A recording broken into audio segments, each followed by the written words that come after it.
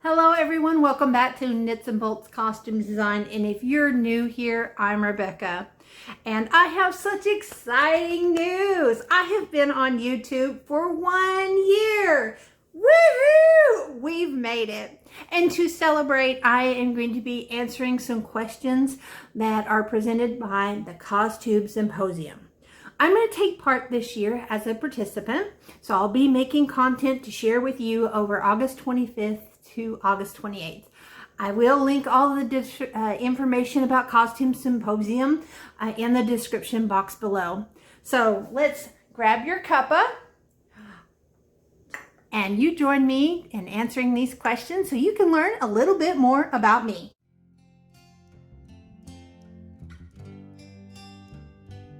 Well, I first got into costuming through Civil War reenactment. And then I went on to create costumes for my children for their band and drama departments. And well, as they say, the rest is history.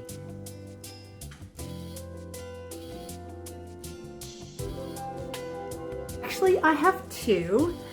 Being part of CoSy as a creator, that was one, and attending Costume College in person. Now, Costume College I've attended once virtually, and here's hoping that I can get there this next year. So, big plan.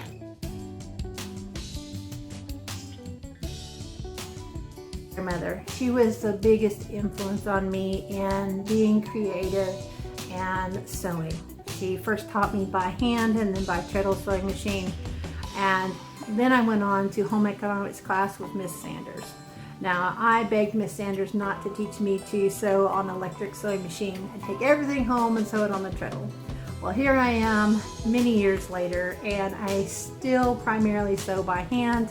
I do have an antique treadle sewing machine, and I do have a vintage electric machine. But my grandmother is my biggest hero and my biggest influence.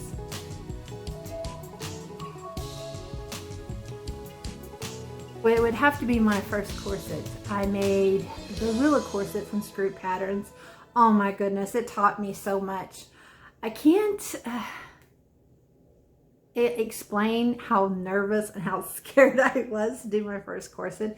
It's fairly simple as for corsetry, but as you build skills on building the different types of corsets, especially in historical corsetry, you learn a lot. I learned a lot. I got over my being a scaredy cat, and I believe it turned out absolutely wonderful.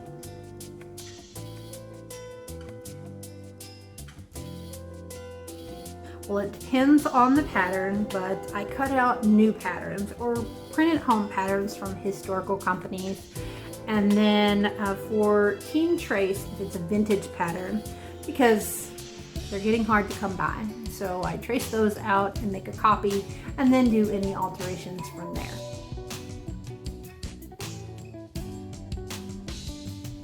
Pins primarily, but I have made my own pattern weights, so I do use those occasionally.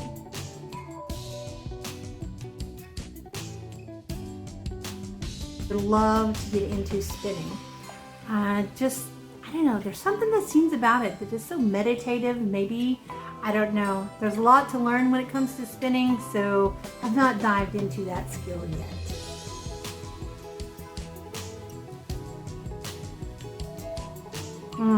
It's subjective on what you think a UFO is. Now, if you just think it's like an unfinished unfinished object, then I have two. I have two skirts that I need to finish. If you include costumes that need a makeover, then I have 3 of those. So it'd be 5 total.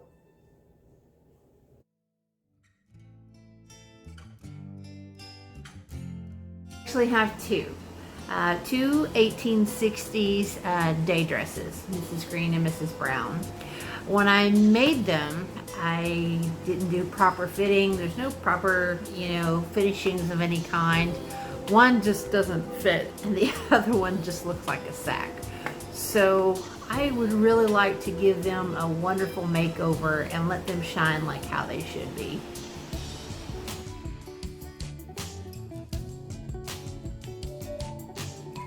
Tool?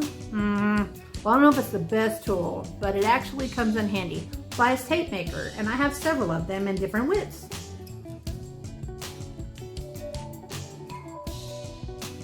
Pick the project and then I purchase the materials. I'm less likely to overextend my budget that way. Well, most of the time.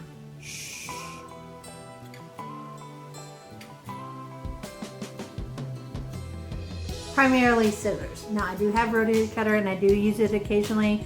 Most of the time when I use the rotary cutter, it's when I'm cutting like bias tape or strips of something, but primarily scissors.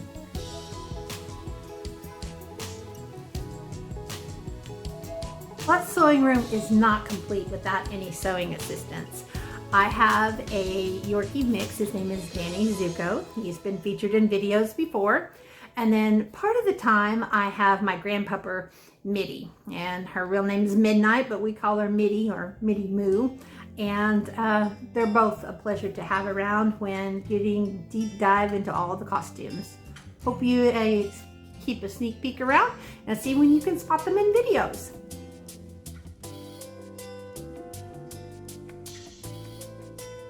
Should I admit that I have a bad habit? Well, honesty is best policy, and yes, I hate to iron a project or press. So that's my goal. Pick something once a year to focus on to make me a better costumer. And I've actually picked several this year, but the main one is to make sure that I'm ironing my projects as I go.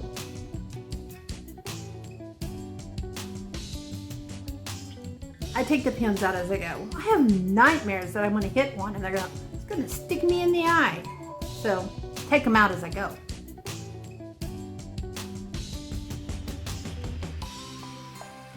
Well, when I do use Frenchie, I do it barefoot. I don't know. There's just something about it. Can't make things go with something on my foot.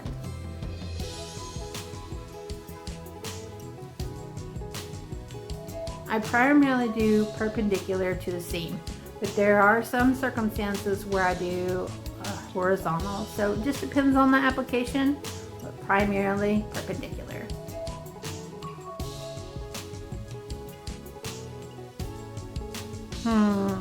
Well, since I primarily create alone, but if I had someone in my studio with me or sewing room, however you want to call it, it would be someone using my fabric scissors for paper.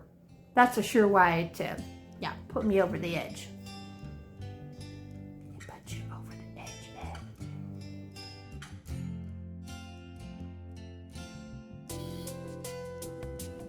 Well, I would have to say it's historical, but I do like history bounding, so I'm kind of depends on the mood, I guess. But yeah, so historical or history bounding.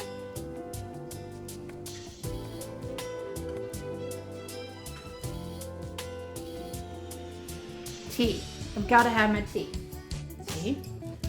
Almost out. We're almost done with questions. So but I do like a good cup of hot chocolate when it's really cold outside. But here's the secret. It's got to have lots of marshmallows.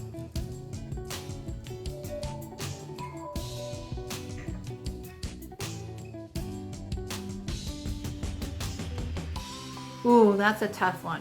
Well, most of the time I watch YouTube and other costuming creators, but I'll tell you what, I'm not beyond putting on a good historical drama and just letting it go and getting in the groove. And if it's a historical drama based on, kind of in the era that I'm working on, more power to me. Good inspiration.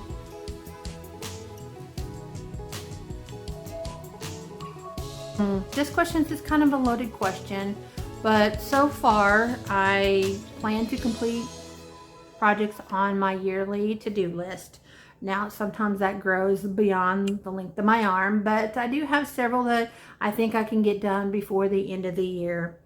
And also, as in regards to YouTube, growing my subscribers, my YouTube channel, my Instagram channel, and just sharing and creating and sharing with you. I'm so glad every one of you have been on this journey so far. Thanks everyone for joining me down these 22 questions and learning a little bit about me. I do hope that you do like, share, and subscribe, and hit the notification bell so you know when more videos come out. Also, you'll want to stick around for CosTube Symposium. Information, again, will be linked in the description box below so that you'll know when you can check out all this wonderful content. I've been communicating with my CosTube community friends, and they're just as excited as I am. So we look forward to seeing you, and come on and join us for this journey into CosTube Symposium.